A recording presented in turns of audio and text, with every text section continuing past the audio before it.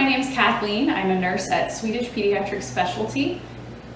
And I'm Pisharody. I'm a pediatric gastroenterologist. I also work with Kathleen at Swedish Pediatric Specialty Care.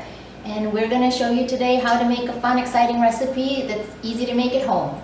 These are kid-friendly recipes, metabolic-friendly recipes, and first off, what does metabolically friendly mean?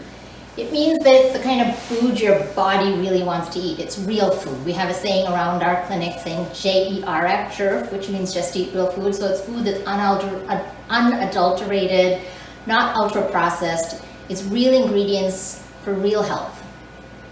All right. So a couple of things we're going to do today is Seedy crackers. These are really high in fiber. They have kale in them, so they are green. It's very customizable and very easy to do at home.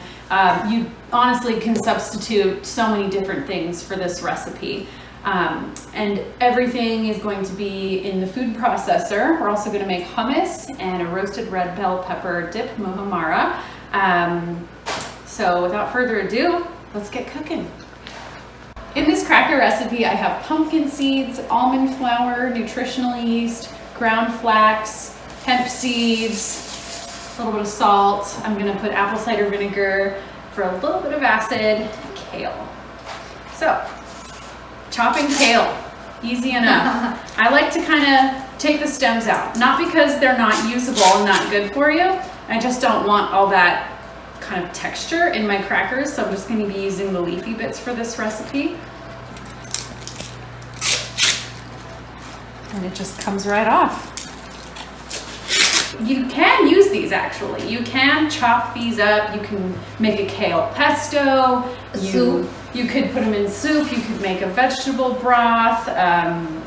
You could even cut them up and dehydrate them. I mean, the possibilities are endless. And what are they rich in? Fiber. They have fiber. There are two kinds of fiber. So these crackers are gonna have pretty much both types of fiber, soluble and insoluble. And Dr. Pisharody can talk a little bit more about the two types of fiber and what they do. So when you find anything in Mother Nature that's like a vegetable or a fruit that has basically a husk or an outer layer to it, you know that that is a food that's rich in fiber. And there's two types, soluble and insoluble, and you really need both for your metabolism and for your gut to work.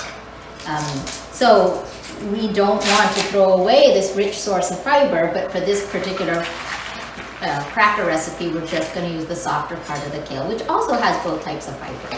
So I'm just going to roughly chop it just so it fits in the food processor, not worrying too much about it being uniform or finely chopped. If you don't have a food processor, this recipe will work in the blender. If you don't have either, you could chop things really finely, and we're going to add some water to make kind of a dough. That would work just as well.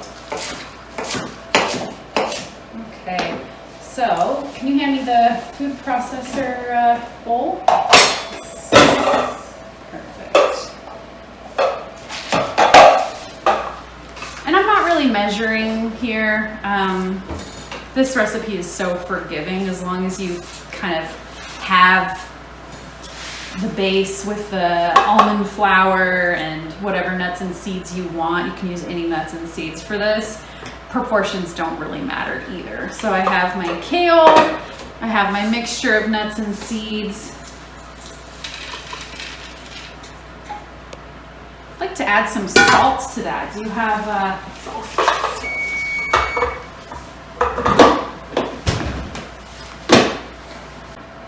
Again, I'm not going to measure. So that's also important. Don't be afraid to experiment. So it's always better to undersalt when you're starting new, but really recipes are there to modify and to experiment and have fun with. Absolutely. Let's see. A little hit of acid. Kind of brings out the flavors. And if you don't have apple cider vinegar, you could use lemon juice. You could use lemon, lime, any citrus, I'm sure would work beautifully. And I'm just gonna kind of use a little bit of water to begin with and then add more as needed. I don't want this to be too watery or else the texture won't be quite right.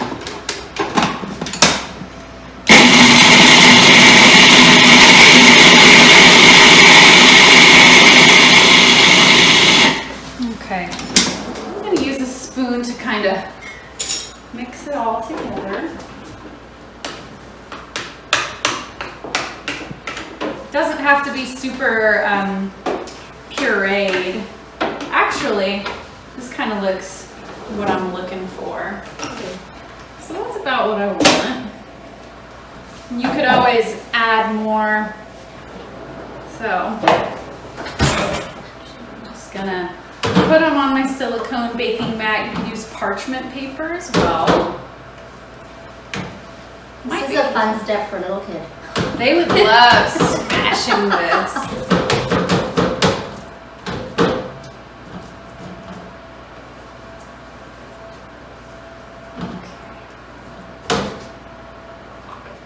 We're going to be able to fit it all on one. Right? Do you have parchment paper? I want to press down on the dough to get it nice and flat and thin and even. Okay.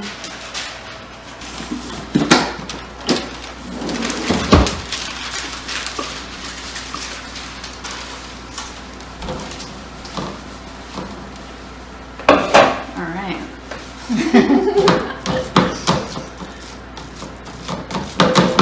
Perfect. When you see all the color, I think it's a really good thing to remember in Mother Nature. She puts color in foods to show us that they're really good for us. So there's a reason kale is green and a reason tomatoes are red. Each of these colors is something called a phytonutrient, and each phytonutrient is powerful things in our body. So doctors and nurses, we like to tell kids to eat a rainbow, because really you want to eat something with each of these phytonutrients, because all of them together have magical effects inside the body. Eat the rainbow every day. Doctor's orders. Press down on the dough. You can use a rolling pin, you can use your hands, you can use a glass and kind of roll it over. Same would apply if you're making a crust of any kind. You want a rolling pin? I'll take a rolling pin. Thank you. Okay. So if it's too thin or too thick, is there a problem? You prefer too thin, right? Really, they're so forgiving. Too thick and it'll take longer to bake. Too thin, it could burn. The oven is set to 300 degrees. Preheat it before you get started and before you put the crackers in the oven, just to get the right temperature. And I suppose the edges will always be on the thinner side, so they're gonna burn first, right? They could. So when you're going to check on the dough in the oven, take a look at the sides, and before they get too brown, that would be your cue that they are done.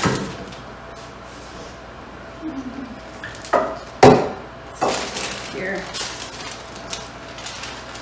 Okay. Nice. So this is what I have. This is one giant cracker.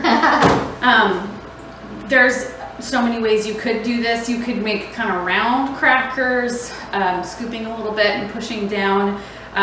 You could cut them before you bake them. You can break them apart after you bake them. So lots or you could pre-score them, right? You could pre-score them. You could use cookie cutters if you want. I'm just gonna make it super easy. I made one big flat cracker. So you only made one cracker for me. What about you? We'll break it in half. We'll break it into mini pieces, and it'll look jagged and weird, and that's fine. I think it looks cool on its own. So yeah, let's put that in the oven. I'm gonna check it in about 10 minutes or so, and then I'm gonna flip it over and cook the other side. 10 minutes later, the cracker is browned around the edges. So I'm going to attempt to flip it. Maybe easier if you cut it first, or if you cut it even before baking. Honestly, there's so many different ways you could do the cracker in different shapes. A pizza cutter would also work just fine. So just to make it a little easier to flip, less to go wrong, just gonna cut a little bit. And you honestly don't have to cut down the bottom. Obviously don't want to damage the silicone baking mat, but kind of easier pieces. I kind of like cutting it after it's baked because you get a crisper edge there. So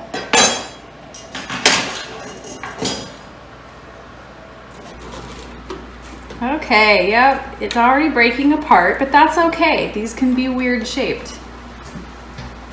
We caught it at just the right time. You kind of break apart as you go to bite-sized pieces. And the inside is less cooked through. That's exactly what you expect, but since we're breaking it up and flipping it, it will cook evenly, ultimately. Okay.